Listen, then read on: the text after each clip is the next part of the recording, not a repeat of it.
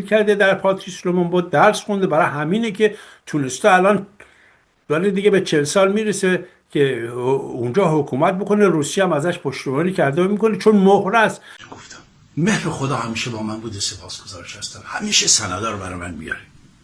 خب موقع ما سند داشتیم، گفتم مثلا با عمویی همسلول بود از رهبران حزب توده تو زندان درس میخونده پیش یارو، بعد خارج اون موقع گفتم اگه رفته نجف و کربلا و اینا رفته اونجا حکومت اتحاد جماهیر شوروی بوده، صدام حسین کمونیست، بعثی اینا سوسیالیستی بودن، همپیمان روسیه بودن، درس کمونیستی رفته خونده. اینا آدمای اونا هستن. مثلا همه این نیروهایی که ضد شاه بودن از دم شما بگیرید اینا آزواری بودن. کیل شد بگه همه اینا کمونیست بودن. علی خامنه‌ای هم کمونیست بود، تازه یکی از اینا بود علی خامنه‌ای. حالا سندش اینه که ما آزاد مستقل ایرانی و فقط برای ایران هر جا میرم. ما اصلا پشتیم گفتم این دانشگاهی هست میگن دانشگاه پاتریس لومونبا. این پاتریس لومونبا که هست این جریانش چیه؟ تایی که چند سال پیش 50مین سال تولدش جشن کرد شورای کمونیست. اینا اونجا آدم تربیت میکنه، یعنی اینا همه اونجا درس خوندن و اصلا مأموریت یافتن برای که مملکتی خودشون رو بدن در اختیار روسیه کارشون. حالا اینها وقتی که 50مین سالش بود چند سال پیش یک رپورتاج تهیه میکرد، یارو دختر توی رپورتاج برداشت گفت که آره شخصیت‌های زیادی اینجا بودن درس خوندن تحصیل رفتن، از جمله خود همین محمود عباس و علی خامنه‌ای رهبر جمهوری. 50 years since the university first opened its doors for the first foreign students, and the date 1960, the date of the foundation, is very significant because that's where many African countries gained their independence from colonial powers, and this university was a chance for them to acquire skills and to learn from the experience of the back then Soviet Union and establish ties. Among the alumni there are many notable high-level politicians, for instance the Supreme Leader of Iran, Ali Khamenei, as well as Mahmoud Abbas.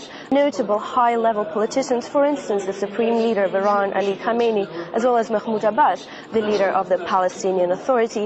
And over the years, many alumni say that the goals of the university have not changed much. من شروع کردم با او تماس بگیر، حتی با رئیس دفتر پوتین گفتم به آقای پوتین درود گرم من رو برسون، بگو پوتین رئیس ارته تویی، ما از پرسیدیم که رپورتاج درسته یا نه چون پیداش نمی‌کنیم، اونا جواب نمیدن. حالا نگفتیم که چون اسماعیل خامنه‌ای میگه که اونا بی دقت نمی‌کنن، چه آدم کردن، چه آدم خامنه‌ای اصلا به جون بچه‌ها، به جون شما قسم اینا رفتن از پوتین هم پرسیدن، پوتین هم میدونه اسم خامنه‌ای هست چون پوتین هم میدونه که دیگه دوران علی خامنه‌ای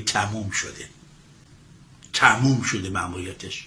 2 سال بود من اینو پرسیده بودم تا اینکه هفته پیش به من پاسخ داد. خب من با افراد زیادی با انگلیسی من که روسی بلد نیستم، ولی اون اطرافیان پوتین و در قدرت و اینا یا فرانسه کم بودن حرف بزنن یا انگلیسی، بعد عرب هم توش بود که عرب زبان یعنی روسه یا رو، ولی عربی هم حرف میزنه. کسایی که خیلی نزدیکی بهش و خلاصه اطلاعاتو داره و ایشون هم به زبان عربی پاسخ من داده. گوش کنید پاسخو. تحياتي سيد دافيد، كيف حالكم؟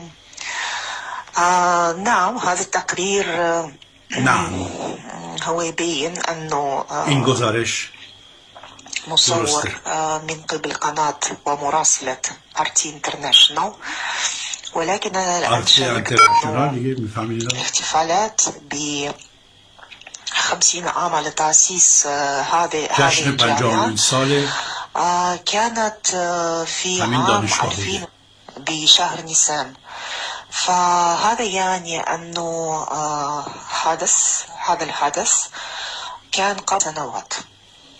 این هم دیگه سند پیشه دیگه. امروز بایستی این راز رو برملا کنیم عزیزان من که شماها ببینم تا کی میخواین پیرو یک مشتازی مزدور شرق و غرب باشید. بایستی پخش میکردم که شما روشن بشید این آقا مزدوره. سید علی خامنه‌ای تازی آموزش یافته برای که ایران رو نابود کنه. عزیزان من، البته اونا وقتی که اینو ایران رشد دادن، مسجد مولا هاشم بهش دادن، مسجد کرامت بهش دادن، با نیروهای چپ در تماس بود کار میکرد، اینا هرگز نمیگن رهبر جمهوری اسلامی بشه، اصلا شاهنشاه بیفته بیاد. میگفتن همینطور به من یه آخوند، این آخونده چون برن بالا. پدرش اصلا روسی بود. جواد حسینی خامنه‌ای سید هم نبود. بارها بود که با عمامه سفید می اومد بیرون، با عمامه سیاه می اومد بیرون. جواد روسی بود، از روسیه. و اینم یادتون نره، بخونید سیستم های جاسوسی جهان رو بشناسید. جاسوس وقتی تربیت میکنه از کشور خودش، هر کشوری میفرسته تو اونجا، زبان اونجا رو یاد بگیره.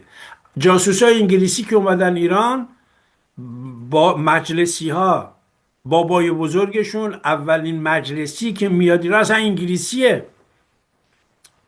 منتشر کردیم، رو مطالعه کنید که اهل مطالعه نیستین. الان هم که یه خطی شدید و یه دقیقه. مجلسی اصلا انگلیسیه، با ثروت با پول میاد تشکیلات میسازه. مولا محمد باقر مجلسی و دیگر مال مزخرفات بهارالانوار و اینا رو می‌نویسه، ذهنیت ایرانی رو منحرف میکنن. چرا؟ چون میخوان یک امپراتوری بسازن در برابر اون رقیبشون عثمانیان، جنگ ها رو راه میندازن. حالا جواد خامنه‌ای اصلا روسیه، این بابای قالیباف اصلا غیر ایرانی، خارجیه. جاسوسن، اینا رو میفرستن، زبان یاد میگیره، زن میگیره، لباس آقا لاریجانی ها رو که دیگه ما نگفتیم. لاریجانی ها که الان هم باز دوباره برگشت به قدرت و اینا، قدرت رو دارن از روز اول تو ایران. آقای دکتر مهدی خزعلی چندین بار از پایوران نظام جمهوری اسلامی خودش مأمور اطلاعاتی بوده. زمان رفسنجانی نقش مهمی در وزارت اطلاعات داشته. مهدی خزعلی نقش مهمی داشته. اومده میگه اینها خانواده لاریجانی همشون جاسوسن. حالا بعضی وقتا که اینا میگن یهودیست و فلان و اینها، اون یهودیت بودن یا نبودنش به کلیت یهودیان جهان ربطی نداره، چون اولین کاری که میکنن این همون خیانت به یهودیت خودشونه. یعنی دین یهودی رو زیر پا میذارن، میان به ظاهر خودشون رو مسلمون میکنن برای اهداف استعماری انگلیس، برای اهداف استعماری روسیه. جاسوسن اینها دی، خود اینها دارن.